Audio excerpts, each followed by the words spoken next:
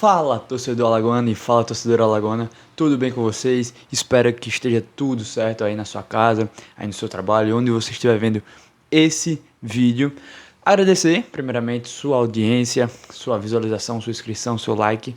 Sempre aí agradecendo a você que acredita nesse projeto, que gosta dos meus conteúdos. Então, um grande abraço para todos vocês. E hoje vamos falar do confronto de mais tarde, 9h30 da noite, tem Atlético Goianiense e CRB Atlético Goianiense, o jogo no estádio Rei Pelé, uma partida que é muito importante, principalmente para o CRB, porque tem alguns tabus a serem quebrados, tem algumas situações aí no time do Daniel Paulista, então vem comigo que hoje o vídeo tá cheio de detalhes, vamos para mais.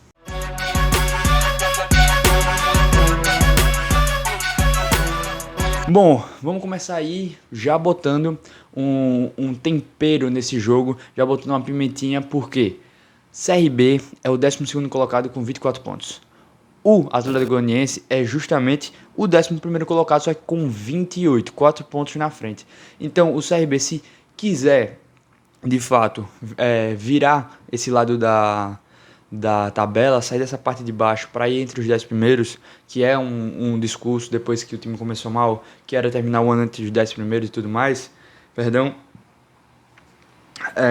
ganhar do Atlético Mineiro é essencial. Atlético Mineiro não, Atlético Goianiense é essencial, porque é o time acima do CRB na tabela e tem já uma gordurinha de 4 pontos. Então, com a vitória ainda não ultrapassa o Atlético Goianiense, mas já dá uma colada, já dá uma assustada aí no Dragão. Beleza? Já começamos dessa maneira, mostrando a importância do jogo para o prosseguir do ano para o CRB. Vamos lá, vamos conhecer o time do Atlético Goianiense. Quando o CRB e o Atlético Goianiense se enfrentaram pelo primeiro turno lá em Goiânia, ainda não tinha a existência desse canal aqui, mas eu assisti ao jogo, eu me lembro de muitos detalhes. E vamos lá, como está hoje o Atlético Goianiense? 20 jogos já, 6 vitórias, 10 empates, atenção para esse número, 10 empates e 4 derrotas. Um número relativamente baixo de derrotas, mas também um número não tão alto de vitórias. Porém, falei porém duas vezes, um número altíssimo, elevadíssimo de empates, 10 empates. É literalmente 50% dos resultados do Atlético Goianiense até agora, até então, estão sendo empates. Vamos lá, esses 28 pontos já estão aí, vocês estão vendo. O Atlético Goianiense é o time que mais empatou na competição. Talvez por conta disso, principalmente com o seu antigo treinador, o Atlético tenha dado uma descolada lá da parte de cima da tabela. O time do Atlético não tem... O calendário está complicado hoje.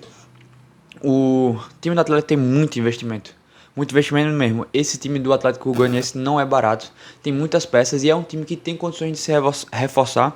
A gente vai ver um pouquinho mais na frente no vídeo que se reforçou, fez uma boa janela de transferências. Mas falando ainda do time do Atlético Goianiense, o time recordista em empates, tá de treinador novo.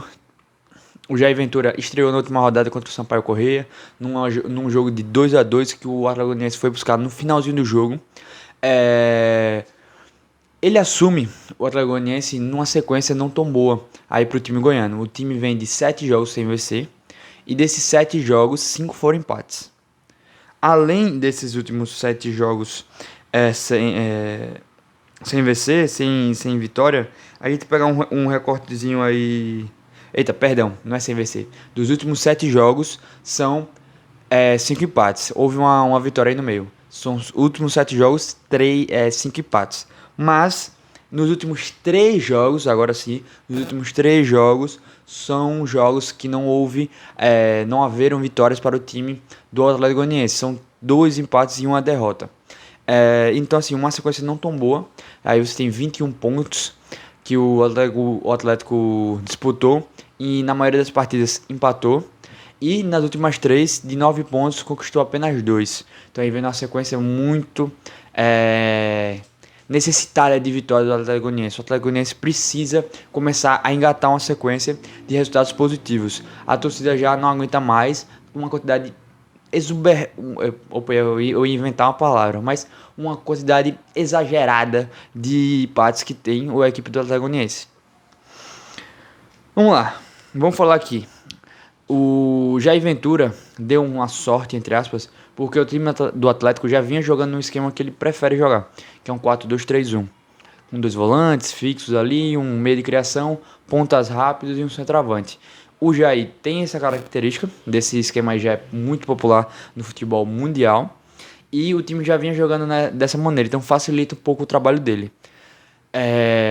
Na última partida, você já viu um pouco da cara do Atlético Goianiense, do Jair Ventura, uma equipe mais entregue taticamente, uma equipe muito aguerrida, uma equipe que não desistiu do jogo até o final. Isso é uma característica do Jair. As equipes dele têm muito volume, tem muita vontade, muita sede pelo resultado, por não perder, não é nem pelo resultado, é por não perder. Então são equipes que não desistem até os 90 minutos do segundo tempo. Então já se viu um pouco disso. Porém, taticamente não mudou muito de postura, mas demonstrou força de buscar um resultado que parecia improvável. Beleza. Primeira parte aí do conhecendo o Atlético Goianiense, já ok. Vamos para os destaques do time goiano. Destaque número 1, que tem os melhores números, mas para mim não é o melhor jogador do Atlético Goianiense, que é o Gustavo Coutinho. Ele tem 7 gols na competição, artilheiro isolado aí do Atlético nessa Série B. Tem 2 assistências, é um cara de área, é um centroavante com faro de gol, é um cara que é alto, mas também é rápido, é um cara bastante móvel. Então, assim, é um jogador muito interessante para você ter, né, numa Série B, porque essas características encaixam com o estilo de jogo que o campeonato oferece. Você tem um centroavante muito pesadão, muito parrudão, que não se movimenta muito, hoje está ficando muito ultrapassado. Então, ou você tem um centroavante técnico que te ajuda na construção do jogo, ou você tem esse cara que tem várias características físicas, agregado obviamente à técnica, que deixam o clube com uma versatilidade maior lá no ataque. Então o Gustavo Coutinho entrega isso, entrega uma velocidade, não um atacante pesado, é um cara que se move muito, tem um jogo aéreo também, é um cara de uma boa estatura e tá numa boa fase, o artilheiro da equipe, com muitos gols de vantagem para o segundo jogador, que para mim é o melhor jogador tecnicamente e um dos mais importantes desse time atlético, que é o camisa 10, o Shailon. O Shailon, que tem passagem por muitos clubes do futebol aqui nacional, ele saiu da base do São Paulo. Eu acho que o torcedor tricolor vai se lembrar bem do comecinho no Shailon. Eu acho um jogador tecnicamente muito bom. Eu sempre quis o Shailon nos meus times, ou para ser um cara titular como camisa 10, ou para ser um cara para estar ali como opção. Tecnicamente, um cara que gosta de jogar próximo à bola, um cara que cadencia bem o jogo, um cara que acha espaço, mas também é ótimo finalizador. O Shailon tem um ótimo chute de esquerda, se mexe muito, gosta de cair pela direita, é um camisa 10, mas que gosta muito de cair pela direita para puxar para o meio. É um cara muito versátil, mas eu acho que a principal virtude mesmo é ser um cara muito técnico, principalmente para a Série B. O Shailon é um cara muito técnico mesmo, um cara muito íntimo da bola, tanto que o Cruzeiro até sondou a situação do Shailon nessa janela de transferências, acabou não andando, mas o scout do Cruzeiro esse ano está mostrando que mapeia muito bem o mercado. Então, se o Shailon estava no radar, é porque eles viram alguma coisa de muito bom no atleta. Ele tem 3 gols e 4 assistências, ou seja, é a principal cabeça pensante do time do Atlético Goianiense.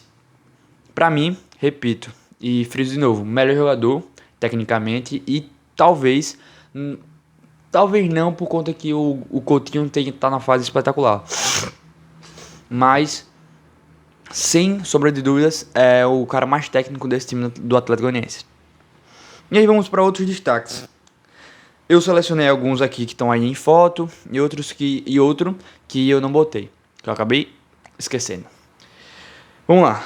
Ayrton não é titular absoluto desse time, mas por que eu botei o Ayrton aí? O Ayrton é um cara muito importante vindo do banco do Atlético Goianiense. Ele tem 3 assistências no campeonato e ele é um cara que possibilita no segundo tempo manter um nível de força física, um nível de intensidade, um nível de pressão ali pelas laterais do campo, que é muito importante para você ter na segunda etapa. Ele consegue manter o nível do setor, entrando sempre muito bem, botando muita complicação nas laterais do adversário. Então aí tem um cara para se preocupar no segundo tempo. É uma ótima peça para o Jair Ventura utilizar durante a partida. O Ayrton, que inclusive saiu do Cruzeiro, teve uma boa fase, o Ceará comprou, não engatou, foi para o Atlético Goianiense. Hoje é uma peça importante, não é essencial no time do Atlético, mas é muito importante para o decorrer das partidas. Dois caras aí que eu acho que tem uma chance, não tem notícias disso, mas é uma leitura, um feeling mesmo, um sentimento que eu acho que com o tempo eles vão ser a dupla de volantes na cabeça de área do Jair Ventura. Por quê? Haldney e Baralhas. Vamos começar pelo Haldney, jogador conhecido aqui no futebol nordestino, jogou muito tempo no Náutico. O Atlético Goianiense adquiriu o seu passe por cerca de 1 milhão e uns quebradinhos. É um volante que tem a característica de marcação, essencialmente, mas que sai muito pro jogo, tem muita presença na área, na bola aérea. Então é um cara assim versátil, não é aquele 5 caçador, aquele 5 que vai buscar a canela dos adversários, aquele camisa 5 que só tá para marcar. É um cara que possibilita essa variação, aí essas outras possibilidades, assim como o Baralhas, que também tem como característica principal a marcação, um cara de mais pegada e tudo mais, porém possibilita também essas coisas. Uma iniciação de jogadas, um começo da criação, uma presença lá na área. Então, são jogadores que se complementam, são características muito parecidas e muito equilibradas. Não é como se o Atlético Goianiense fosse ter um volantão de marcação que rouba a bola e toca para quem está perto, e um camisa 8 mais clássico, um cara mais de cadência, da passada um pouco mais larga, que vai prejudicar na marcação. Não, são caras muito parecidos que possibilitam tanto o jogo defensivo, mas também com uma possibilidade de sair jogando, de iniciando essa jogada a partir da marcação. Então acho que com o passar do tempo, o Jair Ventura vai optar por esses dois jogadores atuando lado a lado. Talvez até nessa partida mesmo, porque o meio campo do CB vem jogando com 4 homens de meio campo. Então os espaços aparecem e também vai precisar de um reforço maior na marcação, porque talvez crie situações de jogo o CRB com 2 atacantes, com um meio campo mais preenchido, de desvantagem numérica nesse setor de meio campo. Então você ter 2 jogadores de um pouquinho mais pegada, mas que possibilitam esse contra-ataque rápido, esse primeiro passe, é sempre muito interessante. Eu mesmo sou a favor demais de você ter 2 volantes dessa maneira. E em vez de jogar com um marcadorzão que só sabe roubar a bola e passar, e outro que só sabe cadenciar. Eu não botei aqui, mas tem um caso muito curioso nesse time do Atlético Goianiense, é até bom falar, para o torcedor não estranhar quando vê o adversário em campo. O Bruno Tubarão, que algumas pessoas conhecem, não é um jogador tão conhecido assim, mas que se destacou pelo Red Bull Bragantino, inclusive na Série B, que o Bragantino subiu. Jogou a Série A pelo Bragantino, teve passagem recente pelo Vasco da Gama, mas todos esses times que o Tubarão jogou, ele era atacante. Ponta direita, ponta esquerda, até jogou ali de segundo atacante em alguns times. E hoje é lateral direito, é o camisa 2 da equipe do Atlético Goianiense. E tá se desempenhando bem ali na função. Um cara que tem muito apoio, obviamente, por ser atacante. Não tá prejudicando muito na defesa. Já tem 2 assistências. Então, assim, é um caso curioso que eu quis trazer, porque caso você conheça o Bruno Tubarão e você vá mais tarde ao estádio repelar e ver ele com a camisa 2 jogando ali no setor de lateral direita, não estranhe. Realmente o Bruno Tubarão é lateral hoje em dia e está encaixado na função que ele não vinha jogando bem, não vinha desempenhando como atacante, mas como lateral conseguiu solucionar um problema ali de elenco do Atlético Goianiense e por lá ficou. Beleza? Sim, vamos para outro assunto. Muito diferente do CRB, o Atlético Goianiense fez uma janela de transferências movimentadíssima. Deixa eu contar aqui, trouxe 5 atletas, com a perspectiva de trazer mais 3, que estão praticamente encaminhados, só falta um anúncio, e teve a saída de alguns. Vamos lá, vamos dar uma passada aí nessa janela de transferência. O Baralhas, como eu já citei aqui, foi um dos que veio nessa Série B. É engraçado, o Baralhas foi comprado pelo Internacional no início do ano a pedido do Mano Menezes. O próprio Mano Menezes não utilizou muito ele no Internacional. Agora com o Kudê já estava sem espaço. Com as características do Baralhas, ele ficou um pouco mais escanteado. Já foi emprestado para o Atlético Goianiense, então um caso curioso.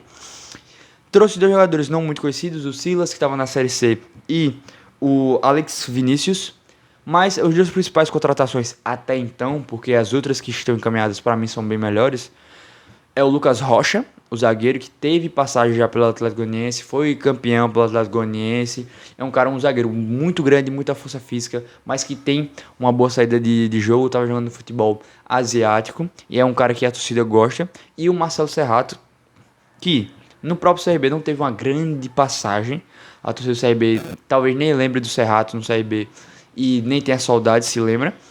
Mas em outros times como o Criciúma, Avaí, foi um cara que ajudou bastante, conseguiu desempenhar, estava lá na Coreia do Sul e hoje está no time do Atlético Goianiense dando opção para o meio campo.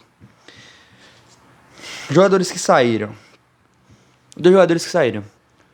O lateral esquerdo Jefferson, ex-Goiás, que quem joga cartola conhece o Jefferson, que era um rei dos desarmes, foi ser lateral esquerdo do Vasco da Gama. O Vasco da Gama tem um problema no setor, contratou o Jefferson para ocupar a vaga ali de reserva imediato do Lucas Piton. Hoje o Jefferson já se encontra à disposição do Vasco. E outra saída é muito conhecida do torcedor regatino porque é o último reforço do CRB nessa janela de transferências. É o Léo Pereira. O Léo Pereira que estava no Marítimo, voltou para o Atlético Goianiense, foi utilizado só em 3 partidas e foi emprestado já até o final de 2024 para o CRB. Então essas foram as saídas do Atlético Goianiense. Lateral esquerdo, o Jefferson era titular e foi emprestado para o Vasco. O Léo Pereira tinha uma expectativa dele voltar sendo titular e tudo mais, não conseguiu e hoje está no CRB. Eu não tenho a informação se contratualmente ele está proibido de atuar amanhã, mas a gente vai trabalhar com essa possibilidade dele jogar, porque inclusive a gente vai falar um pouquinho da opção dele em campo. E aí, para acabar o Atlético Goianiense de vez, 3 jogadores estão encaminhados com o Atlético Goianiense, mas não jogam amanhã. Mas é só para passar a informação para vocês. O Matheus Peixoto, centroavante, acho uma baita contratação. O Dodô, meio campista, que se destacou muito com o Rogério Ceni no Fortaleza, subiu e foi campeão com o Rogério Ceni na Série B e jogou a Série A com o Rogério Ceni. Está há alguns anos já, 3 anos lá na Arábia Saudita e está voltando agora para o Atlético Goianiense, camisa 10, também já jogou de 8, acho também uma boa contratação. E por último, outro meio campista, que é o Palácios, que também é ex-Goiás, é curioso também. Matheus Peixoto e Palácios saem diretamente do Goiás para o Atlético Goianiense, ou seja, 2 jogadores que estão reforçando o maior rival do seu antigo clube. Então fica aí só essa menção aí que só para demonstrar o quão a janela do Atlético Goianiense foi agitada. Trouxe boas peças, tá aí para oficializar mais outras 3 boas peças na minha opinião. 8 jogadores que vieram e 2 que saíram apenas. Ou seja, uma janela de transferências muito bem aproveitada, muito bem utilizada pela equipe goiana. Vamos agora falar do que interessa, como eu sempre falo, como eu sempre digo, vamos para o time da casa, vamos para o CRB. Comentário rápido sobre o CRB Sport. Deixa eu ver como eu começo. O CRB jogou bem, primeiro tempo, só. O primeiro tempo do CRB foi muito bom, o time estava muito confortável em campo, estava na marcação, no setor, na fase defensiva do jogo, um 4-4-2 que estava perfeito. A equipe do Sport não conseguia achar espaços, ou não conseguiu achar espaços pela maioria do tempo da primeira etapa. Então assim, jogou muito bem postado, muito bem focado no plano de jogo do Daniel Paulista. Conseguiu, além de se defender muito bem, com um plano de jogo ofensivo também muito bem executado, conseguiu achar contra-ataques, construir jogadas, bola aérea também funcionou. E aí um primeiro tempo que, quando acaba, a perspectiva era, o CRB está bem, pode fazer um jogo bom, ganhar ou empatar, sair com resultado positivo. Mas em apenas 15 minutos de segundo tempo, o CRB colapsou de maneira total. Tomou um gol numa falha individual do Falcão. O Anderson Conceição fez um pênalti infantil desnecessário. E aí o Sport sacramentou a vitória com o pênalti do Ronaldo Henrique. Mas a questão assim, foram 15 minutos de colapso total do CRB que estragou o bom primeiro tempo. E aí depois disso, com um homem a menos e com o psicológico abalado, o CRB não conseguiu desempenhar. Era óbvio que o CRB não ia conseguir desempenhar depois de uma sequência de 15 minutos desastrosos da equipe do CRB. E aí um asterisco no Anderson Conceição. O Anderson Conceição veio com muita expectativa para o time do CRB, porque a primeira passagem dele foi muito boa. Ele, após que saiu do CRB, cresceu muito na carreira, foi jogar no Cuiabá numa Série A, após isso foi jogar no Vasco da Gama, que é o maior clube da sua carreira, e subiu com o Vasco para a Série A também como capitão. Então assim, e jogando muito bem ano passado, viu? Jogando muito bem. Então veio para o CRB com a expectativa lá em cima e não está desempenhando há muito tempo bom futebol. Repito o que eu falei no último vídeo. A única coisa que salvava o Anderson Conceição era o posicionamento defensivo na bola aérea. Foi de uma jogada aérea que ele fez um pênalti bobo no Wagner Love e acabou com o jogo do CRB lá na Ilha do Retiro, na minha opinião. Não vou botar a culpa todinha nas costas dele, mas aqueles 15 minutos de colapso, dos quais ele foi peça fundamental, foi diretamente ligado, acabaram com o jogo do CRB e o CRB voltou para casa com a mão abanando e com o resultado uma atuação, na verdade, que foi de muito boa no primeiro tempo para absolutamente ridícula no segundo. Beleza? Tá. Já falei, né? CRB Sport. Falando rapidinho. Primeiro turno, como eu falei, o CRB jogou a partida contra o Atlético Goianiense, perdeu 2-1. Uma partida que o CRB jogou muito mal no primeiro tempo, falhas defensivas, e só veio achar um gol no finalzinho do segundo, nos acréscimos, quando já não valia mais nada, mais uma baita jogada entre Longini e o Anselmo Ramon. Mas tirando isso, o primeiro jogo também é para se esquecer. Esse jogo agora é para fazer uma nova história dentro do confronto. Vamos lá, vamos começar a falar das dúvidas do nosso querido Daniel Paulista. Principal delas, a defesa do CRB, a zaga do CRB, resolveu dar problema total, todo mundo ao mesmo tempo no jogo dessa noite. Vamos lá. Simon, ainda machucado, dificilmente joga. Conceição suspenso. E o Fábio Alemão, agora à noite saiu a notícia de que o Alemão possivelmente, muito provavelmente não joga também. Porque também saiu machucado na última partida.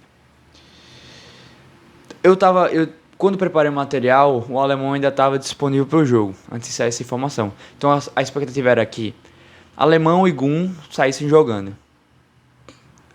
Os 3 zagueiros agora com o Alemão estão fora. E quem vai jogar é Gum e Matheus Mega. A última vez que Gum e Matheus Mega jogaram juntos foi no início do ano, Copa do Nordeste, CRB e Bahia. O jogo acabou 3-0 com uma facilidade absurda. Óbvio, não foi culpa deles, mas as lembranças não são boas para essa dupla de zaga. E aí eu me pergunto, o CRB trouxe o Otávio, que era um zagueiro do Mirassol. O jogador não foi utilizado nessa Série B. Um zagueiro novo, jovem, que ninguém sabe se presta ou não porque não atuou em campo. Por que trouxe? Se o cara não atua. O Matheus Mega foi emprestado no início do ano, pediram o retorno dele e o Otávio até hoje não foi utilizado. Então assim, eu acho minimamente estranho um jogador desse estar só fazendo volume no CRB se não tem capacidade técnica de atuar. Então assim, péssima notícia pro Daniel Paulista. Não tem a sua zaga titular que vinha jogando, o Simon e o Alemão. O Simon já está desde a última partida fora, tanto que o Conceição jogou. Não tem o Conceição. E aí vai jogar com o Gum, que a gente não sabe se fisicamente vai aguentar a partida toda. E aí já tem essa questão do banco. E o Matheus Mega, que não joga há muito tempo. E que já está no CRB há um tempinho e nunca se firmou. Nunca chegou nem perto de ser a primeira opção no banco de reservas do Clube de Gatos Brasil. Então, situação alarmante para a dupla de zaga do CRB amanhã. Pode ser que encaixe, faça um jogo tranquilo? Pode. Tudo é possível, mas se eu sou o torcedor do CRB que vai ao estádio às 9h30, eu ficava de alerta com essa dupla de zaga do CRB, porque é um lado muito lento com o Gum, óbvio, muita experiência, muito posicionamento nas bolas paradas, mas o lado da vitalidade com o Matheus Mega também tem muita inexperiência, tem muita impacto técnico da maneira negativa, então é para ficar de olho nessa dupla de zaga aí do CRB no jogo de hoje. Sim. Léo Pereira e Renato. O Renato volta, foi liberado para resolver problemas pessoais, não jogou contra o Sport. Fez uma falta danada. E aí o Léo Pereira, como eu falei, não consegui achar essa informação se existe cláusula que impeça o Léo Pereira de jogar contra o Atlético Goianiense. Mas se não houver essa cláusula, se o Léo Pereira estiver disponível para o jogo de amanhã, eu quero ver. Porque assim, o Daniel Paulista já jogou no 4-4-2 e optou pelo Rômulo, mas depois botou o Anselmo e Renato. Massa demais. Os melhores jogadores do time, na minha opinião, junto com o João Paulo. Massa. Amanhã pode jogar no 4-4-2? Pode. E aí, provavelmente, Anselmo e Renato. Tranquilo. Mas também houve partidas que o Daniel tentou 4-3-3 com o Renato e o Rômulo do outro lado. Se amanhã o Daniel quer jogar no 4-3-3, tiver o reforço que o CRB acredita muito, segundo palavras do próprio Thiago Paes, diretor de futebol, um jogador que o CRB deposita uma confiança, fez um contrato longo até o fim do ano que vem, um cara que tem passagem para o futebol europeu, um cara que jogou bem no Grêmio. Se esse cara não é titular amanhã junto do Renato, na minha opinião, assim, você trazer um cara para ser banco do Rômulo é porque tem alguma coisa errada. Ou esse cara tá com problema físico, ou esse cara tá com uma nhaca do caramba, porque assim, o Rômulo, eu já falei aqui, o cara vive de lampejos. Faz uma jogada massa, uma jogada boa a cada 6, 7 jogos. E depois fica fazendo um monte de besteira dentro de campo. E tipo, não é querendo manchar a imagem do Rômulo. É porque realmente o impacto técnico do Rômulo é muito pequeno no time do CRB. O Renato, quando o Daniel assume e começa a usar só Renato e Anselmo lá na frente, o Renato vira o jogador que ele foi no início do ano. Um cara de gols em jogos consecutivos. O Rômulo não é esse cara. O Rômulo também não é um cara que se destacou no Grêmio, que foi para fora do país, que tem, entre aspas, uma perspectiva melhor de carreira do que o Léo Pereira. Talvez o Léo Pereira nem seja esses caras todos, não é um cara que me agrada tanto, mas assim, se esse cara ficar pegando o banco pro Rômulo é porque tem alguma coisa errada, na minha opinião. Porque você trazer um reforço ou uma contratação, a gente vai fazer esse vídeo ainda, eu prometo, tô tentando arranjar tempo. Se você vai trazer um jogador da função no lugar do Rômulo, e esse cara não é melhor do que o atleta Rômulo, até o próprio Marroquim vai entrar em conflito com o que ele falou, porque ele falou que estava com dificuldade de achar jogadores melhores do que as opções que tinham no elenco.